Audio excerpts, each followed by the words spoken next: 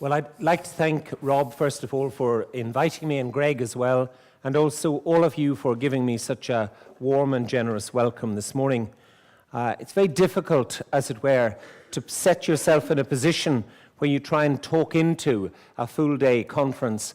So what I thought I'd do, rather than taking anything specific, because that would be unfair to other specifics that people know and bring with them, what I thought I'd do is I'd try and set the scene in some way in relation to the city and Christianity, the city and the church, and also then explore some themes and principles which we might bring to bear on expectations that we might have of city life, and also expectations we might have of church concern and involvement.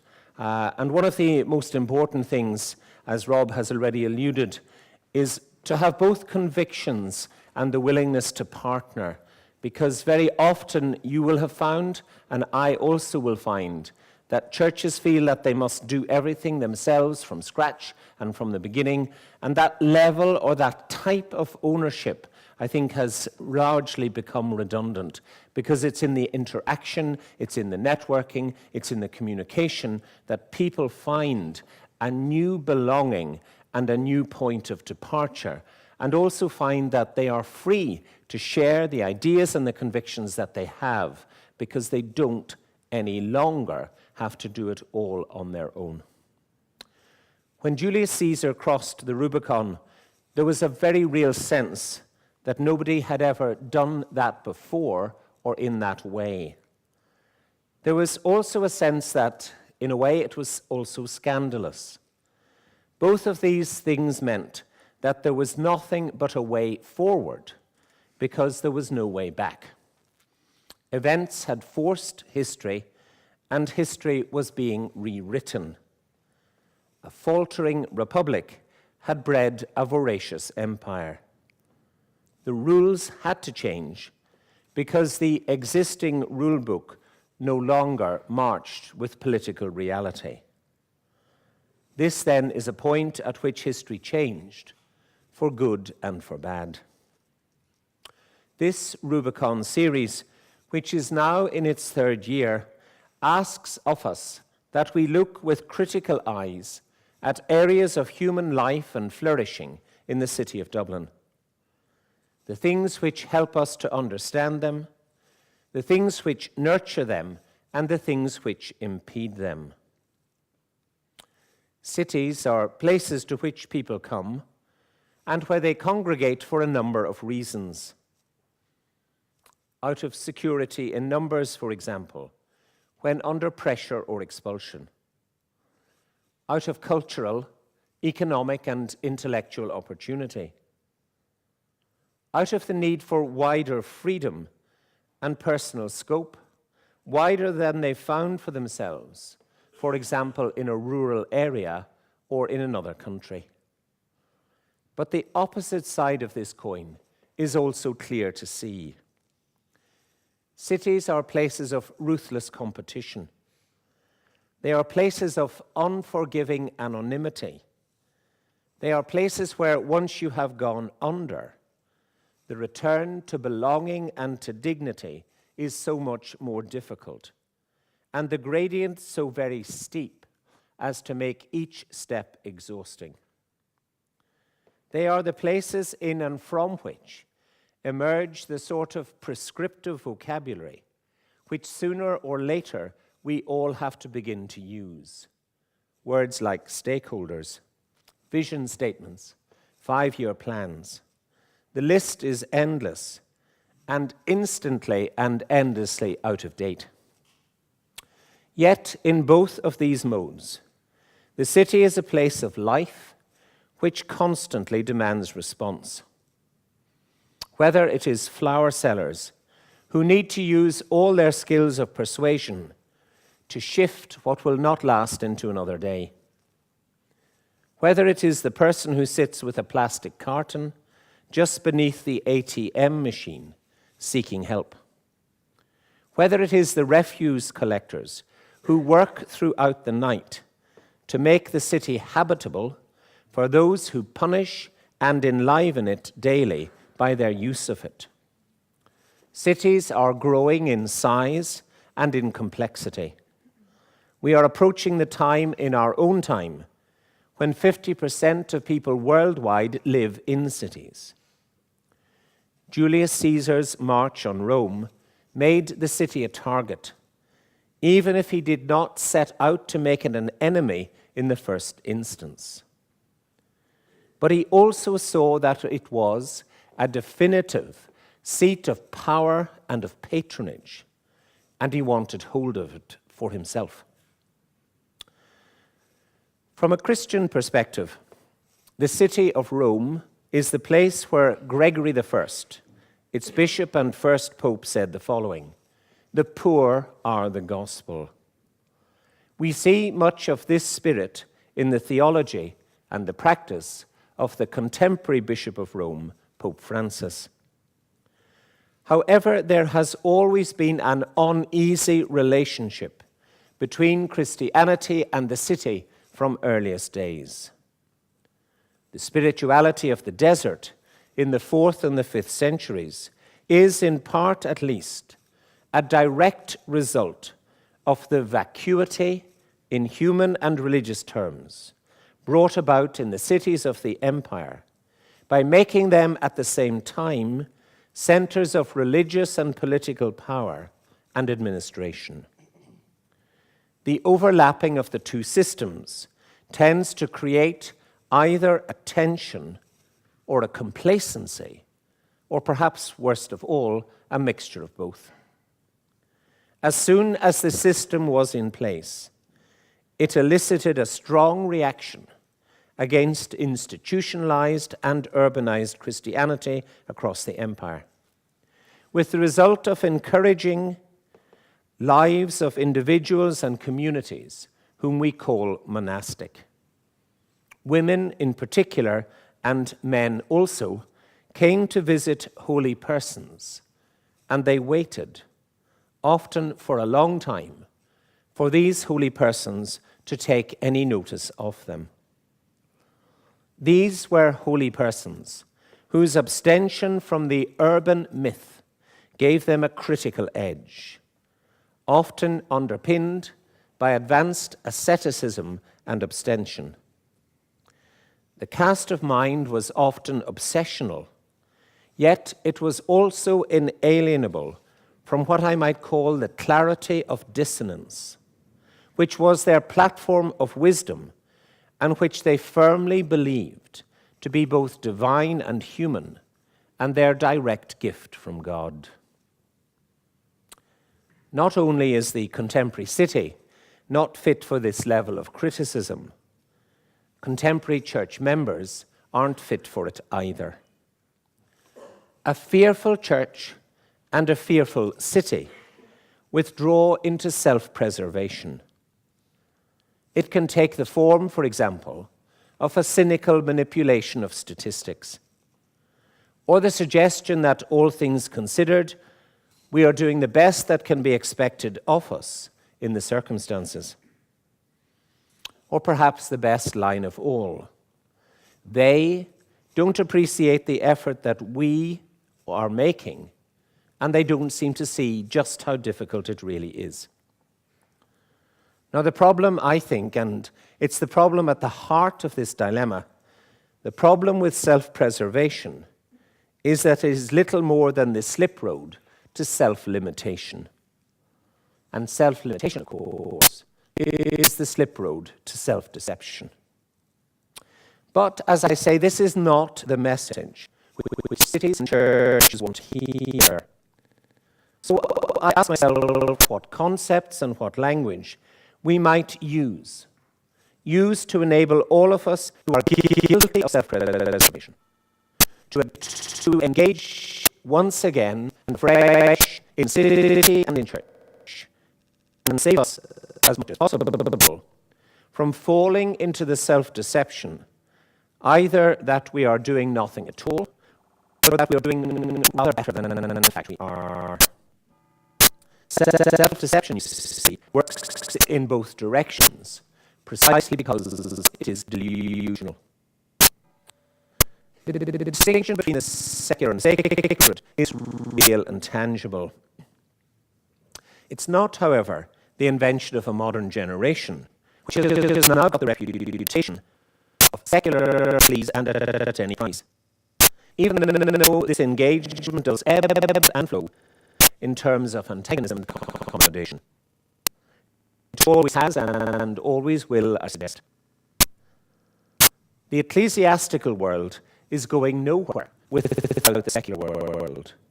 Most particularly because the world, as Christians understand it, is a gift of life by God in creation. How this understanding is received and lived out in contemporary spiritual and scientific terms is always going to be a point of critical and often conflagrational engagement. Hence, there is an imperative for Christian people to engage in a spirit of service and of custodianship and of protection and generosity towards others, particularly those who are vulnerable. For such generalized reasons as these, there is need for churches and for church people to engage enthusiastically with knowledge about the world and its workings, its potentials and its pitfalls. And this we have frequently failed to do. Perhaps most pertinently, the gulf which opened up in the 1960s and 1970s between academic theological exploration and basic ecclesiastical survival in a generally questioning age is something from which the Church still struggles to recover, not only in terms of content and adventure, but in terms of communication and information. This was, in certain ways, but the next stage of the seemingly lost battle between science and religion in the late 19th century. Church people are still frightened of analysis and criticism, and as a result of this, we pay scant attention at ground level to disciplines such as psychology and sociology. I think this is because we fear that they may just offer us the possibility that we are long gone and irrelevant. Take this a stage further. We pay almost no attention to things which are our civic entitlement, such as town planning and what makes a community.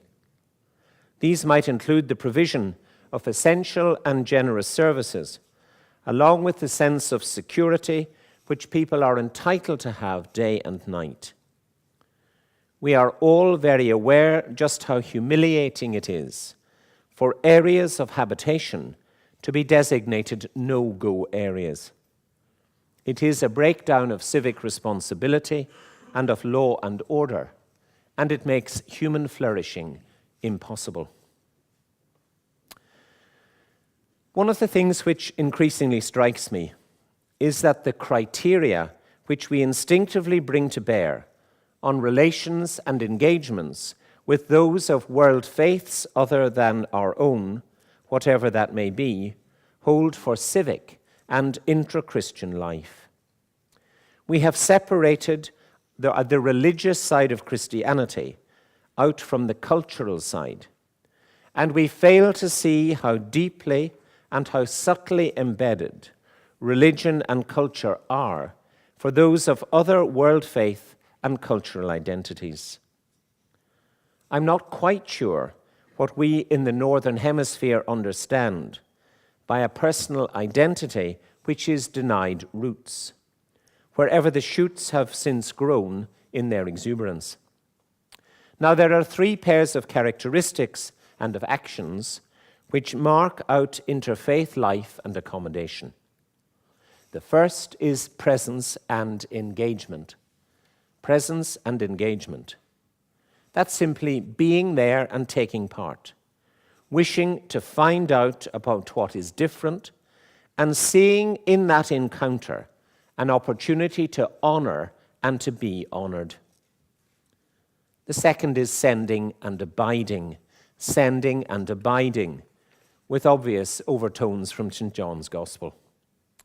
Going intentionally to live and to be part of a community and a culture while being different, yet deciding it is where you want to be and where you want to contribute. And the third is embassy and hospitality. Embassy and hospitality.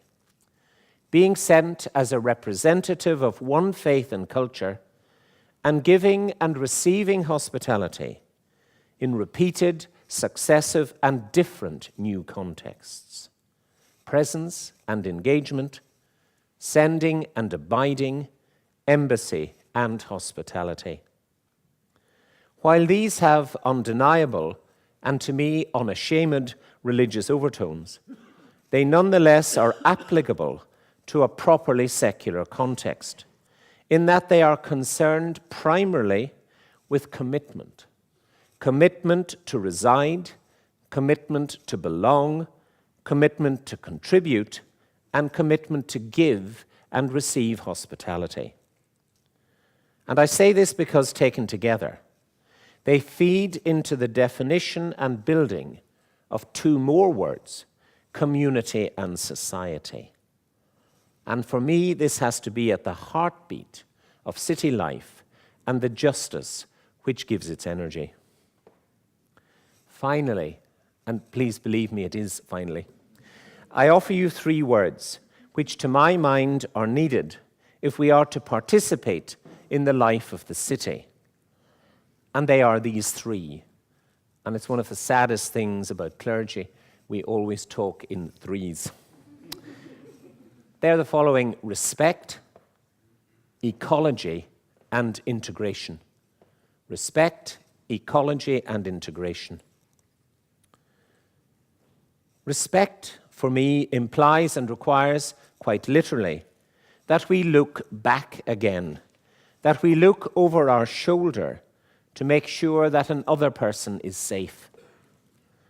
The practicality of this is that we ensure that policy decisions reflect and affect the best opportunities for city-based life for others, every bit as much as for ourselves. Secondly, ecology.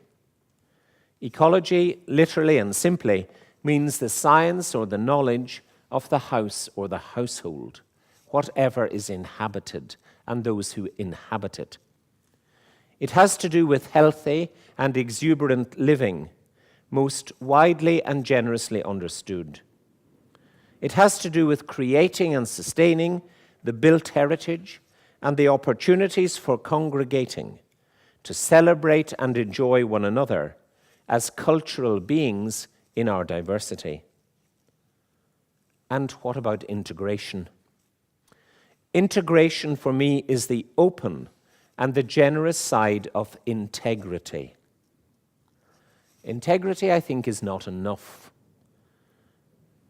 And I think it's not enough because it can have a self-focused and a self-interested side. Integration is very passionate about the shared overlaps of identity and the fresh capacity which this affords to allow people who are different to create together a new common future. Again, I would simply suggest, and this is in no way to disown them as a Christian person, but I would simply suggest that none of these is exclusively religious, nor again exclusively non-religious. Partnership across distance, to my mind, is the abiding challenge which city life asks and offers each of us. And the proof of it, perhaps, is in the response both of residents and of visitors, as both together discern how we care for those whom we may never see more than once, but are required to cherish in that one meeting. Thank you.